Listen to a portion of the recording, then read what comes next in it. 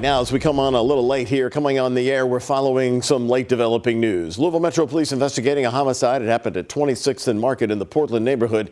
Police say they responded to the shooting at 9:30 tonight. When officers got there, they found a woman had been shot. She was taken to the hospital where she died.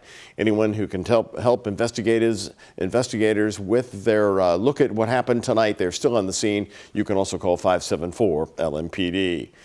Also happening tonight, Kentucky shines in the NBA draft. You just watched it end right here on WHAS and ABC, and we thank you for staying up with us. Hello, everybody. Here on the night team, I'm Doug Proffitt. Former UK player Reed Sheppard is taken third overall in the NBA draft, making a little history for Kentucky with that draft number. Our Mason Horodisky has comments from Reed and Reed's big guest on draft night. Mason? Yeah, Doug, that's right. With his former coach, John Calipari, sitting right in front of him, the highest selected college player in this year's NBA draft is a kid from London, Kentucky, and his name is Reed Sheppard. With the third pick in the 2024 NBA draft, the Houston Rockets select Reed Sheppard from the University of Kentucky. That's right, the Kentucky Wildcat taken third overall tonight by the Houston Rockets, adding his name to the very long list of current NBA players that once played in Lexington. If you said a year ago that Reed was capable of going this high in the draft, people would have told you to keep dreaming. Well, guess what? He did, and those dreams have come true. With the people around Reed, couldn't be prouder. Just so thankful, overwhelmed with appreciation, so proud of Reed, and God's been so good to our family. We're so glad to be here. We're just blessed and thankful to be here, enjoying with my family. We've got 75 people, family and friends that are here, and get to celebrate with them, so it's an unbelievable day. You know, I knew he was good, but then all of a sudden we start playing the games, and you see his mindset. Unbelievable teammate, a drive, lived in the gym, improved his shooting to the point that he's one of the best in the country.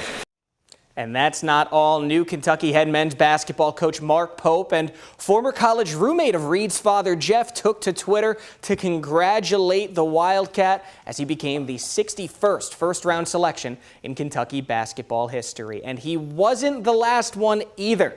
Coming up later in sports, we will hear from Reed Sheppard himself. He held a news conference right after the draft, plus another UK freshman that was top 10 in the lottery tonight. More NBA draft coverage coming your way later. Doug?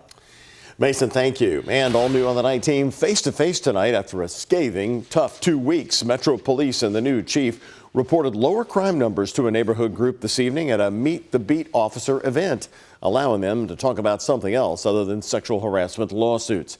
WHS 11 Night Team's Alex Dederer was the only reporter there to speak with new LMPD chief tonight and shows us how this event seems to be beating to the tune of a different drum. A change in the tune. A room of over 150 people applauding their LMPD beat officers in the 2nd Division.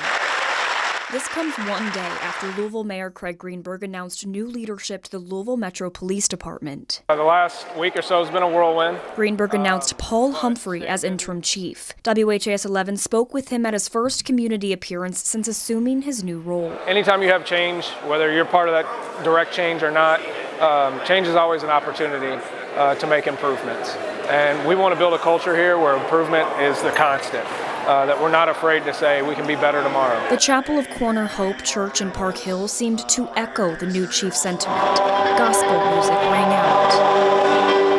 And applause from the audience as 2nd Division Major Russell Miller announced decreases in car thefts, non-fatal shootings, and homicides compared to last year. So we've had almost a 20% reduction in the non-fatal shootings for our division. Amidst sexual harassment allegation lawsuits, newly enacted LMPD policies, and a new police chief, Mayor Miller's focus is remaining on the people of the 2nd Division. We have to move on from bad practice, bad things that come up, and we need to address those internally, which is what we're doing. The officers are doing everything they can to continue to engage with the public and continue to show that they're doing the right thing. According to LMPD, the 2nd Division has seen a nearly 40% decrease in car thefts and a 10% decrease in homicides. If you consider where we were a couple of years ago. We're still not at the level where we want to be. But these officers out here are going out here and putting their heart and soul into this every single day. And they're just a microcosm of what officers all around the department are doing. The 2nd Division has seen a decrease in crime, changes to the command staff, while waiting for the Department of Justice consent decree. In Park Hill, Alex Dieterer, WHAS 11 team on your side. And Paul Humphrey was named as interim LMPD chief just yesterday. Mayor Greenberg said at this time that there is no search underway for a new chief. Louisville's top police accountability official is now weighing in on LMPD's new special order that changes how the police department handles sexual harassment reports. Inspector General Ed Harness's office is now one of the places explicitly stated as a safe space outside of the department to report sexual harassment. Harness says this was a suggestion to LMPD and the mayor's office after the latest allegations came to light in just the past couple of weeks. Well, the allegations are stark and horrifying, really, and it's hard to imagine the pressures that the officers must feel with some of these allegations.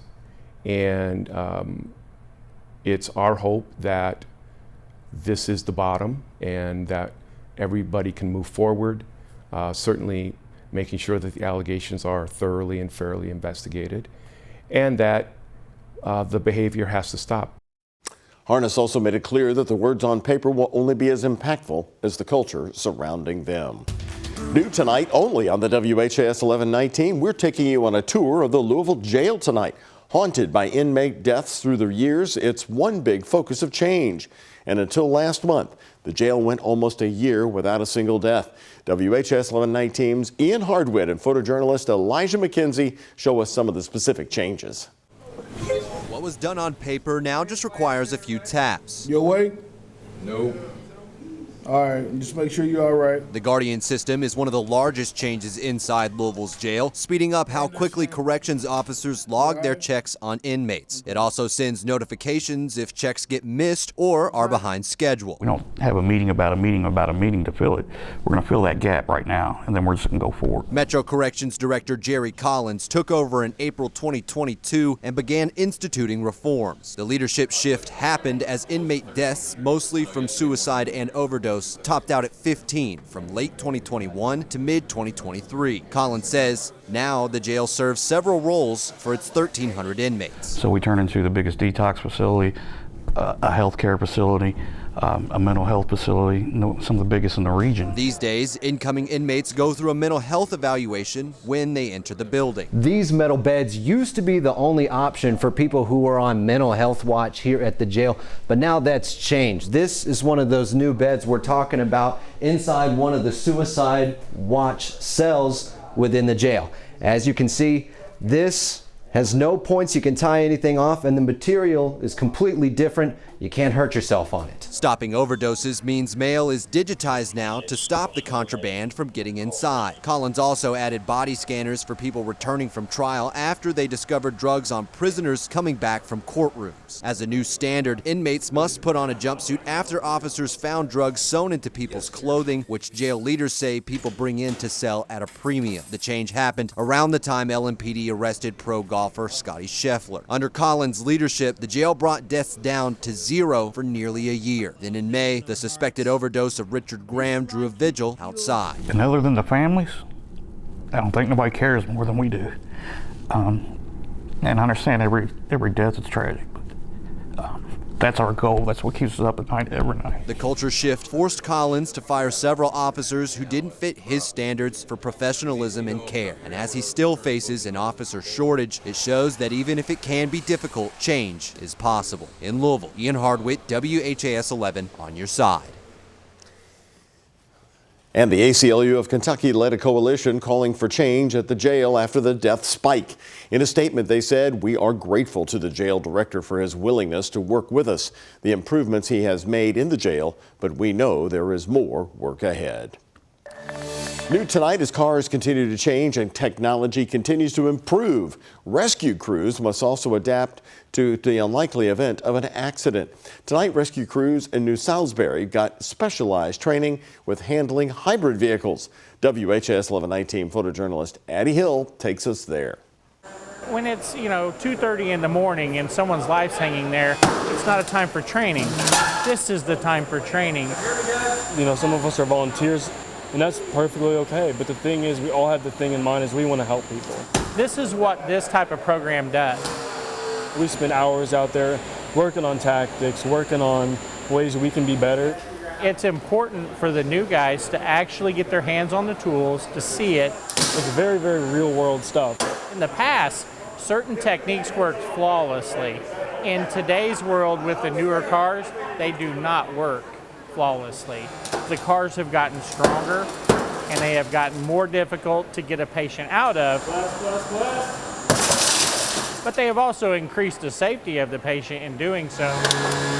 As you get it locked into place, you're starting to feel the structure give and crack and fracture, and being able to feel that, you know what to expect while a victim is also underneath all that material. It's super important for us to make it as realistic as possible and instructional as possible.